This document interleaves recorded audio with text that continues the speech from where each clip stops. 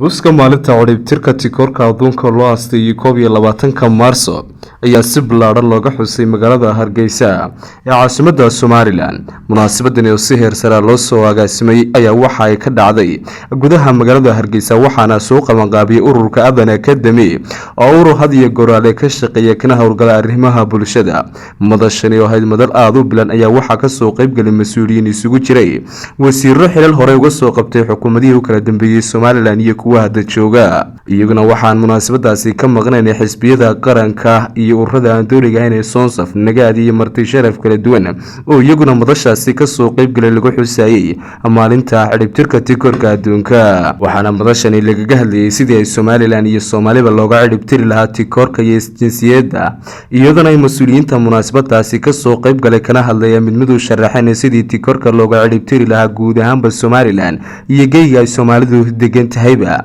isla mar ahaantaana ay u soo jeediyeen talooyin wax ka ool ah bulshada Soomaaliyeed. Horreynba waxaa munaasabadaasi furay gudoomiyaha ururka Adan Academy Khadar Jirde Siciid isaguna uu sharaxay ahmiyadda kulankani iyo sidoo kale xuska ay maanta u joogaan ee xuska maalinta tikoorka adduunka. annaguna waxaanu go'aansanay fikir ahaan annaguna maadaama waxaanu ka shaqaynaynaa uu yahay fikirkan inaan xusno dadkana ku baraarujino in aan maalinta tikoorka ciribtirka tikoorka aan noqono ciddii muxuu ahaa wacyigelinta ama wadooyintaasi sameynaysay. waana ugu mahadcelinayaa xafladan qiimaha badan aynu qabanay ciddii naga caawisay amba roolka ku lahayd oo ay kow ka yihiin ururka nagaad ururka Sonsaf iyo muxuu ahaa hay'adda HRC Human Rights Center. waxaa iyaguna goobtaasi hadallo kooban ka yidhi wasiir dowlihii hore ee wasaaradda duulista iyo hawada Axmed Nuur Faahiye iyo gudoomiyaha dalladda anduuliga inay Sonsaf Anwar Cabdiraxmaan Warsame agaasimaha dalladda nagaad Nafisa Yuusuf Axmed iyo sidoo kale garyaqaan Cumar Maxamuud Xuseen iyaguna ay dhammaantoodba xuska maalinta ciribtirka tikoorka adduunka ay wax ka yidhaahdeen isla mar ahaantaana ay bulshada Soomaaliyeed u soo jeediyeen inay ka fogaadaan tikoorka iyo sidoo kale waxyaabaha burburinaya bulshada dhisan. وناديها أنك وناديها أنك وعلىها اسم مال قوة قرية اسم مال قوة بشيء إسكارنا أهلك تقول كل يكلا سرية ولا لا يوالله كلا سرية هذا كسرية وناديها واحدة لو كنت تعلم ما تشوفه ما هو ما تبغى أنت عاوز تصير من شيء كلا سنة كلا ربنا يغلطي waxaanu laayay saraakalkan iyo halka kale u soo jeedo waxaa ka qayb ahaa barnaamijyo badan oo laga hortagay arrinta faquuqa tikoorka anigu runtii arrintaas aad baan taageeraya waxa weeyaan mahaduu tegay laakiin tikoorku horena wuu jiray maantana wuu jiraa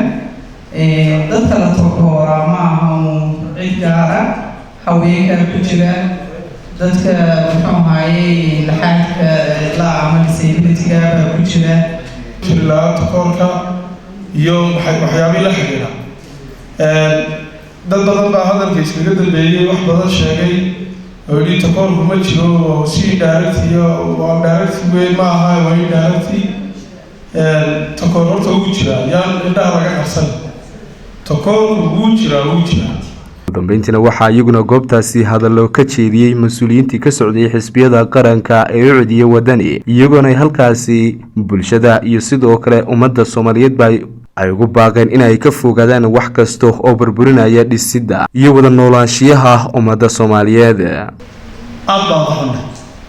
waana ka muurisan waa maalin weyn dadka deegaanka tikoorku u jiro